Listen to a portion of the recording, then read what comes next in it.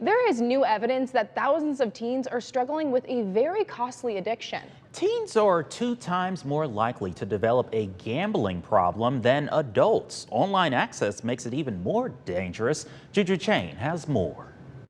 It usually starts with that huge adrenaline rush. It hasn't been a straight path to recovery for the now 19-year-old we're calling Steve. He first opened up to GMA last year about his illegal online gambling addiction that he says began at age 15. He asked not to show his face and for his voice to be altered to help hide his identity. If you have a phone on you and you have connection to the internet, you can gamble whenever you want. Now, after 3 months of rehab and continued work with the Gamblers Anonymous 12-step program, a fresh perspective. You seemed optimistic a year ago. What happened? I really felt like I had put it behind me. But Steve says he once again got swept up in online betting.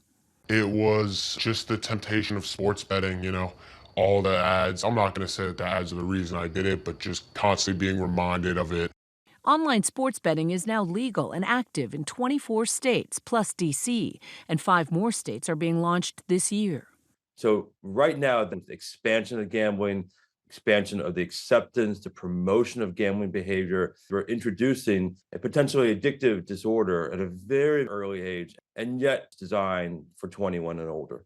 The legal age for gambling in the U.S. is 18 or 21, depending on the state and the types of games.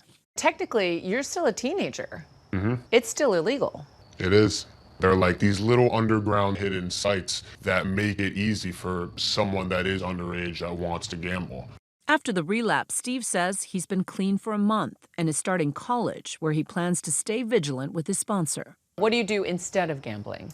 Exercising, working out, playing basketball, staying on top of my grades, and actually working on the relationships in my life. Steve's dad, who we're calling Martin, also asked to have his voice altered to protect his identity. Martin says he himself no longer bets and wishes he never allowed it in his home. We had a fantasy football league.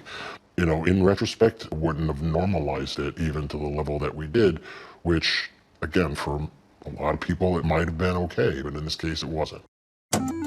Experts say it's harder to reach and educate those who gamble online about responsible gambling and warn that the increased visibility and acceptance in our culture could lead to younger exposure and possible addiction down the road. We're seeing younger and younger clients presenting to treatment, 15, 16, 17-year-old with gambling disorders that previously we had never seen before.